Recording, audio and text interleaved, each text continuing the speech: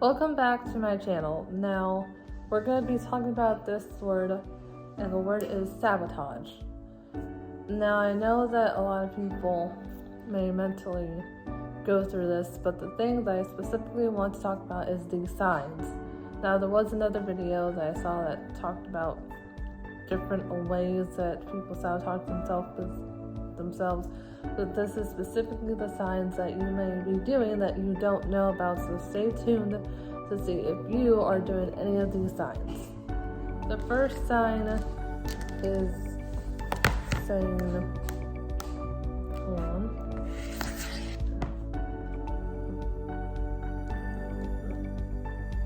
Okay, the first sign that you may be sabotaging yourself is saying over and over, I don't deserve this, or do I deserve this? It's basically feeling like you don't deserve to have any good things in your life. That it could be anything like an award, a degree, something that you've been wanting, like a physical thing, a specific item. It could be any one of those things. And it could cause you to do different things. It could cause you to end a relationship if you don't believe that you deserve to be in a relationship with that person. And then as your success starts to increase, that's whenever this may be confronted. And then you might feel insecure and unworthy. And this doubt will prevent you from becoming your best self. And then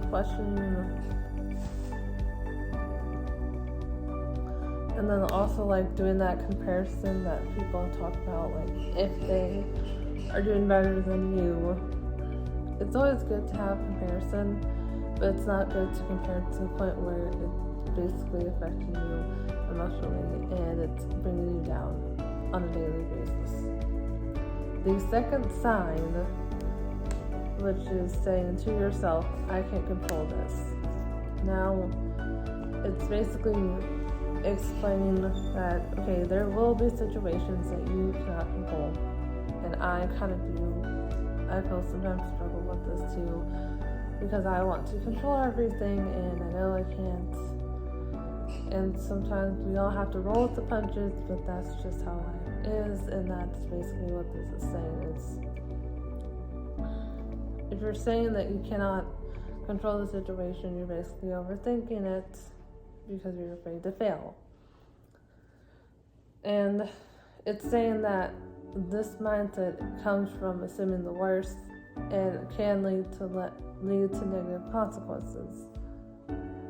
And when you're only considering the things that could go wrong, then you're just going through the motions of life.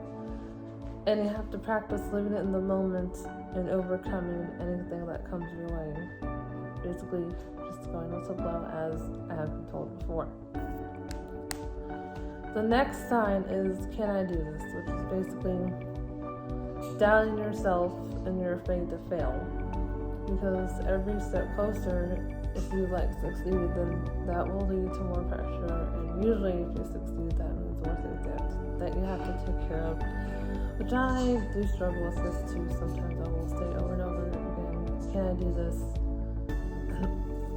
And the thing is, if you don't practice failing, then you will never get good at something. Like, you have to be bad at something to be really good at it eventually.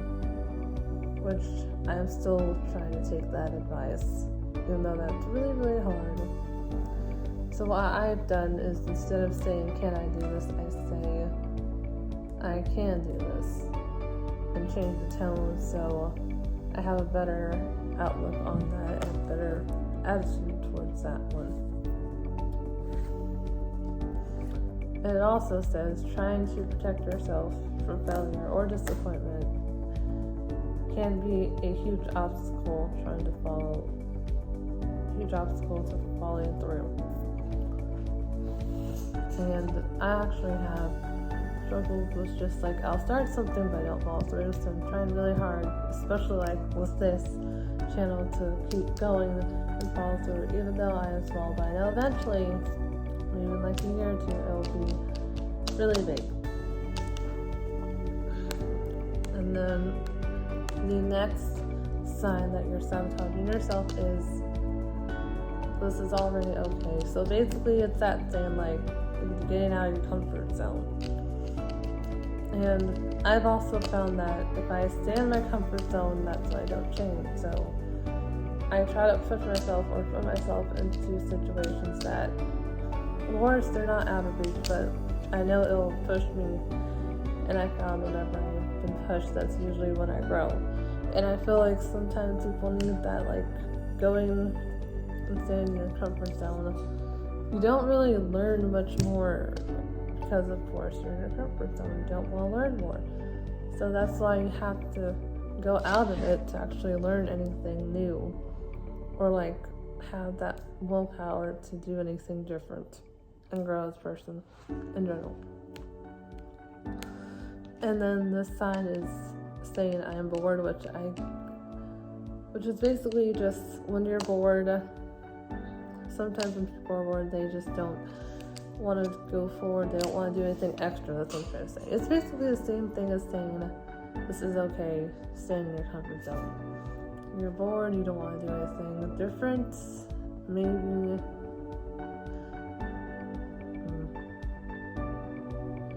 Maybe you're like so bored that you want to complain. Like you look for things to complain about. I think that's what I'm more or less trying to say.